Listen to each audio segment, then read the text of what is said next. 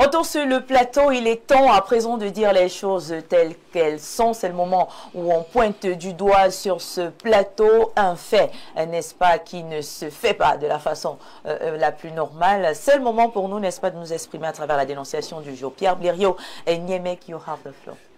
Oui, Viviane Andrea, il est rare que nous revenions sur une dénonciation. Mais lorsque les faits qui ont suivi la dénonciation aggravent la dénonciation, nous nous sentons plutôt défiés.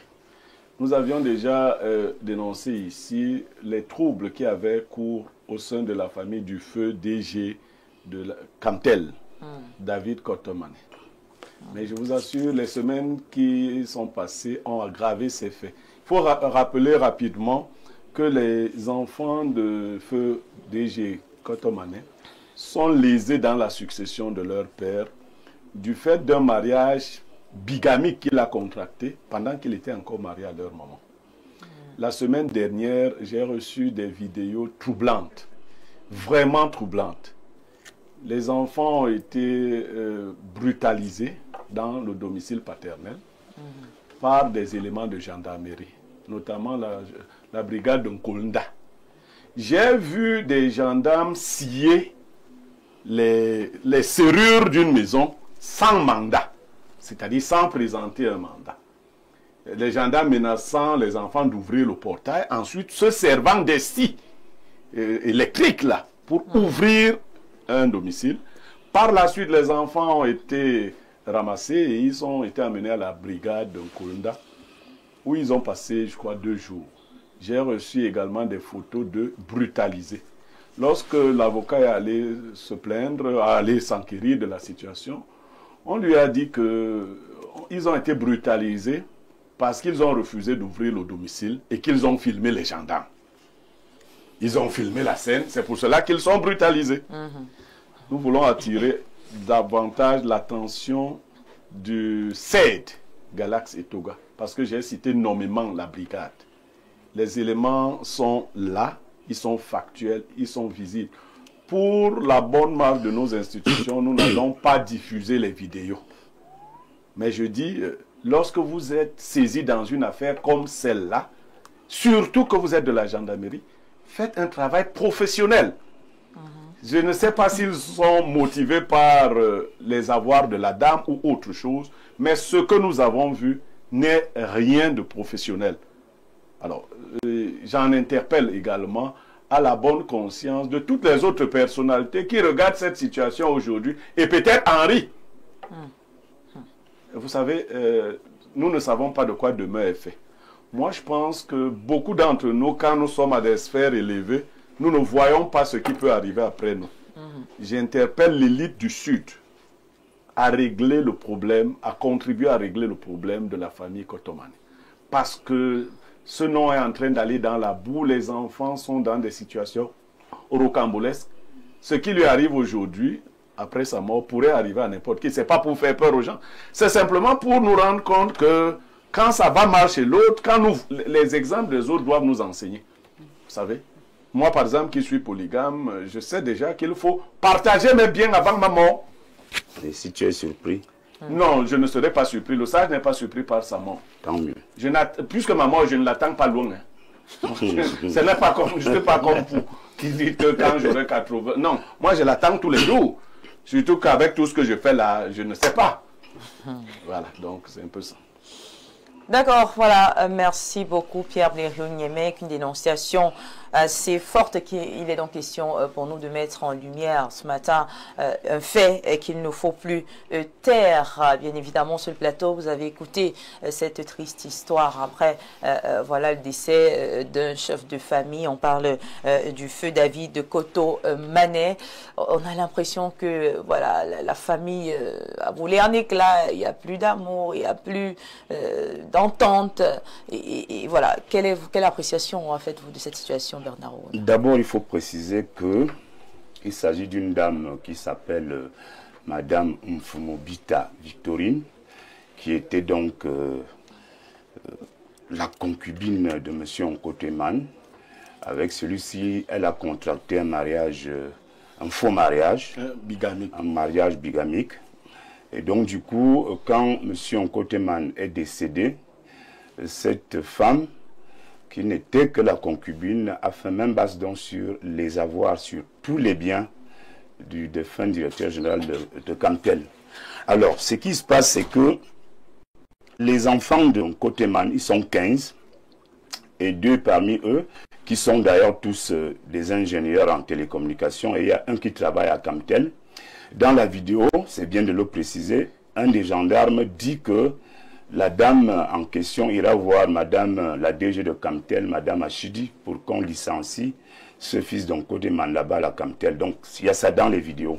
Alors, ce que je voudrais dire, je l'ai déjà dit, je voudrais vraiment interpeller monsieur le secrétaire d'État à la défense en charge de la gendarmerie pour qu'il sache que 7 de ces éléments, 7 éléments de gendarmerie appartenant à la brigade d'Nkolda se sont déportés au domicile de monsieur Nkoteman, où 2 de ses enfants étaient casés au quartier Odja.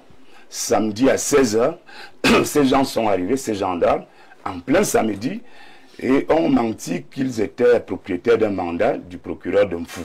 Ce qui était faux, ce qui était grossier, c'était malheureusement une façon de les amener à sortir de la maison. Alors, comme les enfants ont refusé de sortir de la maison, les gendarmes ont sorti une tronçonneuse. Ils ont commencé à...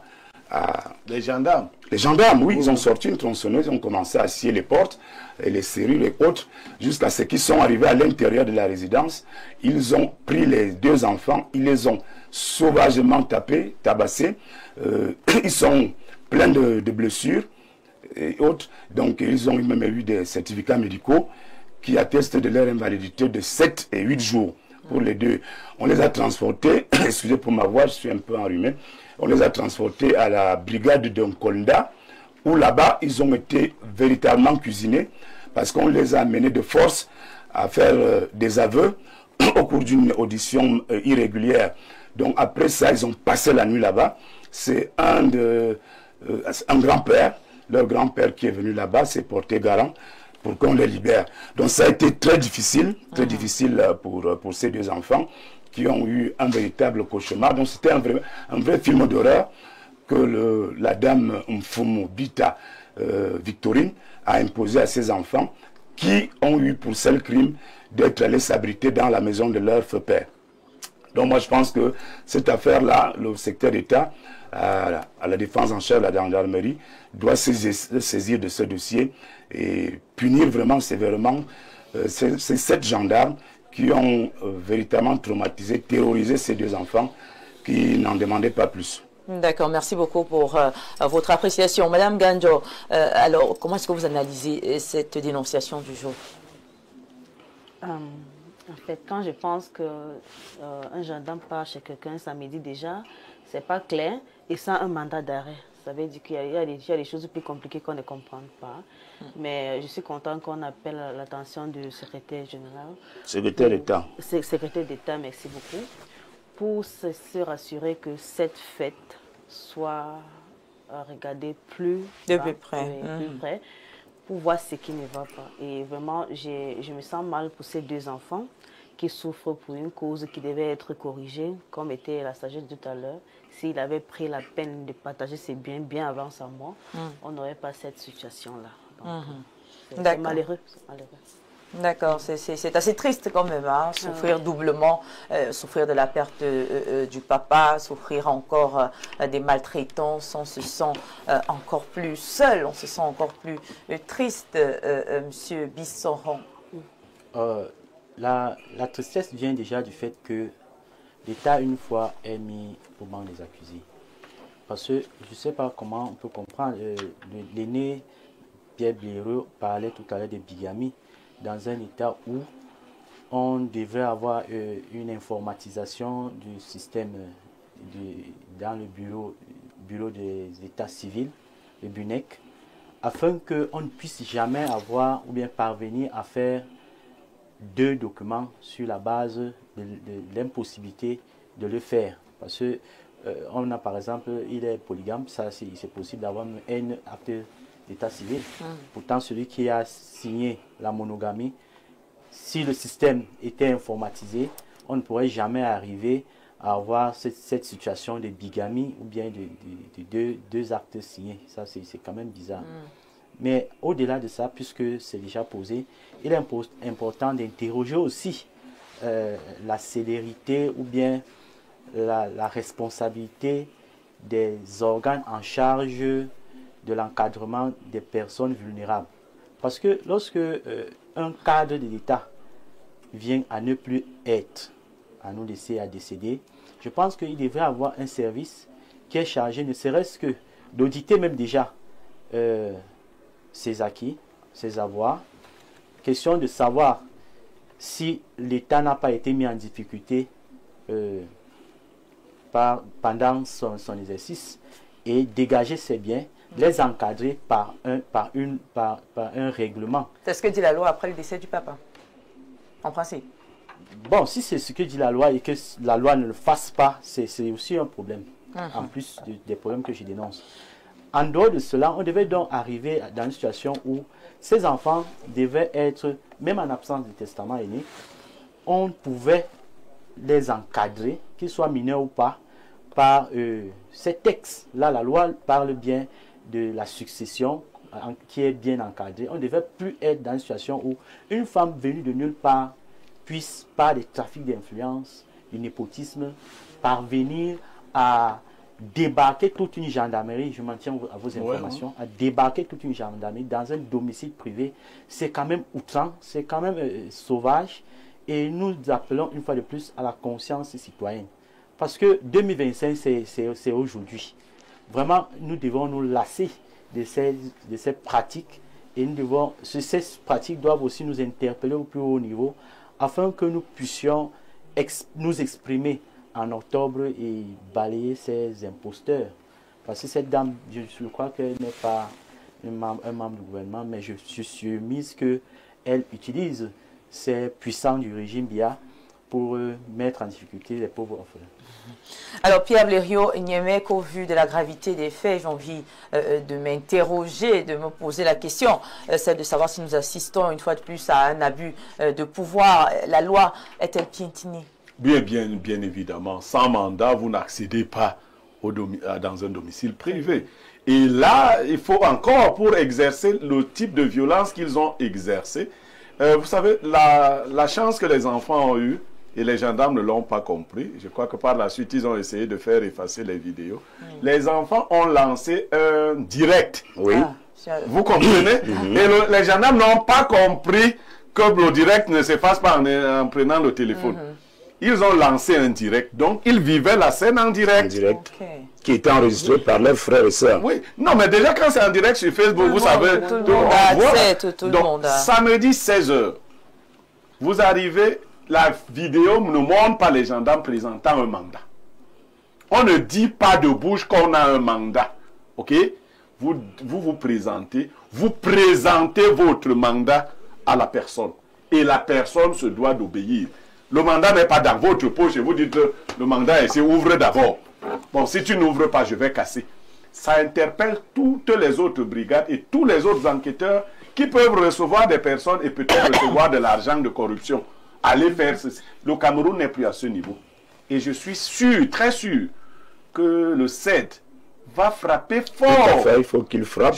Il va frapper fort. J'ai d'autres précisions que je voulais apporter, Bureau. Bien sûr, allez-y. Dans les vidéos en question, la dame, Madame Mfumobita Victorine, dit avec force qu'elle a de très bons rapports avec certains proches collaborateurs du chef de l'État et qu'elle va broyer, elle va escrabouiller ses enfants, cette famille, ces enfants qui sont les successeurs légitimes, les héritiers légitimes de l'ancien directeur général. Donc ils le disent, il y a 3 semaines ou un mois, la famille a tenté une réconciliation, un arrangement chez eux au village, parce qu'il faut bien dire que l'ancien DG de Camtel n'est pas très loin de la famille présidentielle, et donc là-bas les gens ont essayé de manœuvrer pour essayer de trouver un début de solution. Ça n'a pas marché.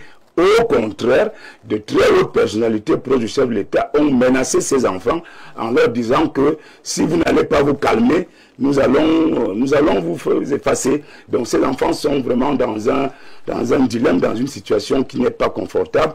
Et nous faisons bien d'interpeller ceux qui dirigent ce pays parce que nous croyons que nous sommes encore dans un état de droit. D'accord, voilà. Merci beaucoup à vous, Bernard Ouna, pour ce rajout. On dénonce donc ce matin, on fait un zoom sur cette injustice, cet abus, ce dysfonctionnement, n'est-ce pas, qui met en mal toute une famille. À chacun de tirer sa conclusion. En tout cas, on espère, n'est-ce pas, que les personnes habilitées se chargeront de trouver une solution rapide. On va prendre quelques réactions pour voir ce que pensent voilà, nos chers téléspectateurs concernant cette dénonciation. Alors, bonjour à vous en studio. Pour ce problème, je pense que ces enfants doivent saisir la CEMIL directement et le tribunal militaire pour les gendarmes là. Si seulement le colonel voilà, il voulait dire Bankui était encore en service. Barthélemy de Soir. Parce que que celui qui est là n'est pas dur. On ne met pas quelqu'un directement de la CEMIL quand il rit. Hein. Ah. Tous les directeurs, chacun a sa méthode. Donc, même celui qui est là, c'est un dur. C'est un dur. Parfois, les méthodes c'est le colonel Melingui. Oui. Okay. Donc, c'est un autre dur. D'accord. Alors, un autre message. Il faut qu'on s'assure que le Cameroun remplit toutes les conditions pour être un pays. Notre endettement public, ok, ça concerne notre endettement public est causé par la surfacturation de nos projets. L'autoroute Douala de 180 km n'a avancé que de 60 km. Le ministère des Travaux publics estime encore à plus de 1000 milliards la rallonge pour terminer le projet Maxime de Mimboman. D'accord. Bonne journée du mercredi, espace minier. C'est désolant de constater le zèle avec lequel les brebis galeuses de ce noble corps sont promptes à se libérer, même le week-end, pour aller exceller dans l'injustice, mais qu'ils ne peuvent pas se rendre disponibles pour venir en aide à une dame, il y a quelques jours, qui s'est fait charcuter à la machette et abusée par son conjoint. Du courage à cette famille. Bertrand depuis Marois. Bonjour espace miné et bonjour à ton riche panel. Je ne sais vraiment pas pour qui ces petits gendarmes se prennent. Bon, on parle de ceux-là, vraiment pas petits. Bon. Ces gendarmes se prennent dans ce pays. Non, pas petit, vraiment pas petit. Hein. Moi, je suis l'ami de beaucoup de gendarmes qui se comportent bien. Donc voilà, en principe, dans un pays sérieux, tous seront déjà enfermés, y compris cette dame. Une parole de sagesse dit qu'il ne faut pas toujours attendre que le karma vienne faire des choses à votre place. Il faut parfois agir. Les panélistes sur le plateau comprendront ce que je veux dire.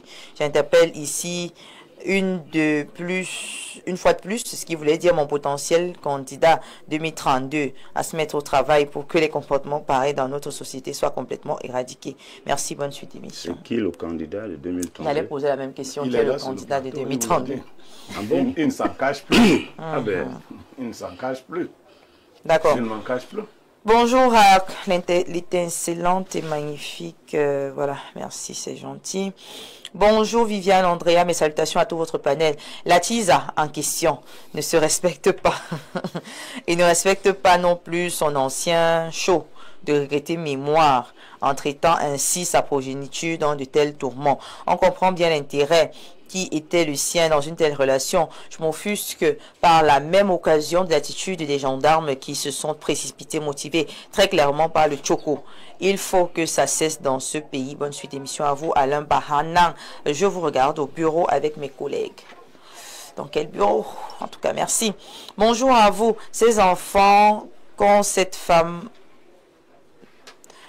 Ok, bon, en tout cas, je pense que son avis, il dit tous ces biens devraient même être confisqués par l'État.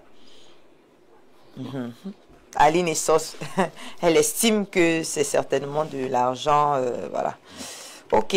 Alors, bonjour, il va falloir qu'on punisse les personnes qui se seraient rendues coupables, n'est-ce pas, de faux et d'abus de position dominante. Les gendarmes doivent être suspendus et la spolieuse doit payer pour ses forfaits ou doit aller en tôle. Carole depuis Berlin. Bonjour Viviane Andrea. Pour juger ce stade, il faudrait revenir sur le modèle vendu avec toutes ses composantes et voir ce qui a été livré. D'accord. Là, on revient sur l'analyse. Voilà, bonjour. Il y a une sagesse, une bassa qui dit, je cite, ce qui se passe dans la maison des poules se passe dans la maison des canards. Que ceux qui ont les oreilles entendent demander. Bonjour au chaleureux panel. Le grand frère Blériot a tout dit. Les parents doivent apprendre à faire leur testament avant de mourir. Ça éviterait beaucoup de choses. La faute revient d'abord au défunt. Stéphane Dupuis, quoi. Bon. Oui, tout à fait. Oui, parce que s'il avait fait un testament, on n'aurait pas... Bon, disons que ces derniers jours, pour ceux qui l'ont connu, n'étaient pas faciles. Je voudrais juste aussi ajouter pour le cas du testament que c'est pas toujours... ce testament n'est pas toujours exécuté à la lettre. Hein. Je connais une famille où il y a eu un testament depuis 32 ans, 38 ans déjà. On n'a jamais exécuté. Et une partie est très proche de la justice. Donc, parfois même c'est... Non, mais au-delà même du testament, moi, je ne vois même pas seulement le testament comme des écrits simples. Il faut appliquer vous-même des répartitions de votre vivant. Parce que l'héritage, c'est ce que les morts laissent aux vivants pour qu'ils restent s'entretuer à leur tour. Pour les suivre. C'est une définition. C'est une autre sagesse. C'est une autre sagesse du... C'est-à-dire, on vous laisse ça, et c'est ça la cause de votre mort aussi. Donc, il y a même un autre secret qui consiste à vendre tous vos biens et à dispatcher aux pauvres. Vous laissez les enfants se débrouiller. Parce que quand on n'a pas hérité de quelqu'un. Il y a un homme qui a dit mieux vendre les biens, comme le dit monsieur le consultant, et mettre dans les différents comptes bloqués. Et quand vous avez moins de les banques, d'accord. Là, c'est plus facile. D'accord, merci à madame. Alors, d'autres messages. Bonjour à vous sur le plateau. Je crois que la dénonciation de ce jour me concerne directement, car nous pourrons vivre la même situation, mes sœurs et moi. Il y a quelques jours, l'on m'annonçait que mon père a contracté un mariage bigamie. Alors, je profite pour demander conseil au plateau. C'est Landry depuis Ambam. Non, il faut attaquer le mariage de ton père. Tu le fais annuler, c'est tout. D'accord. Ta maman, c'est elle qui le fait. Elle attaque. C'est très facile, hein? C'est là où vraiment aucune corruption n'est possible. Même si tu es ministre, dès que ta femme te conduit devant un juge, elle montre son acte de monogamie, le deuxième acte est annulé. Le juge ne peut rien, il annule seulement. D'accord. Là, il n'y a pas le faux. Il n'y a aucun faux possible. Même le choco ne peut pas... Aucun juge ne peut résister. Non, c'est très grave. D'accord. Tous les juges fuient ça. Puisque le mariage même de la dame en question a été annulé. Tout à fait. Mais elle continue à faire autant de... Elle dit que quand je vivais avec mon mari, les enfants, si je ne les connaissais pas. Mais est-ce que la veuve est héritière du mari? D'accord. On lui dit, ce sont les enfants qui sont héritiers. Oui. Et elle est si elle était veuve d'ailleurs, elle serait usufruitière. Elle a prétendu d'ailleurs, ça c'est une autre information, elle a prétendu que la maison de laquelle on chassait les enfants a été construite par sa fille à elle. C'est pas possible. Sa fille à elle avait 19 ans quand cette maison a été acquise. Donc une fille de 19 ans étudiante a construit un domicile avec un terrain à plus de 150 C'est là où le DG a vécu juste avant sa mort. Donc je crois que sa fille a offert au DG, sa fille de 19 ans a construit une maison et elle a offert au DG. D'accord. Prenons encore quelques réactions pour voir ce que pensent les téléspectateurs. Bonjour Info Télévision, merci pour les différentes interventions. Alors, pour ce problème qui se passe dans notre cher pays, je vous prie de mettre au sérieux tout ce qui se produit à ce jour dans notre capitale, et car jamais on ne puisse plus jamais entendre ce genre de bêtises autour de nous. Je suis Sébastien, reporter sans frontières. Bon courage à vous, et moi je reste scotché à votre émission, merci. D'accord. Alors bonjour à vous sur le plateau, très bonne émission. Blériot sera président du 237 d'ici 7 ans. Charles. Ou avant. Je ne serai plus là. Ou avant. Tu seras plus là, tu seras au Canada. Tu viendras. Moi, je n'ai pas de rancune. Tout le monde. Bonjour Viviane Andrea.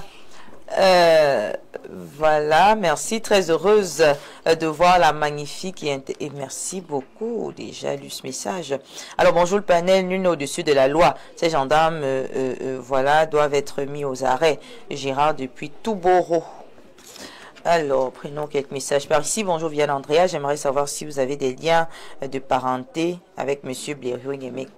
C'est Bisso Ango du Pied Bolova. Il suspecte quelque chose. Des liens de parenté, on se ressemble?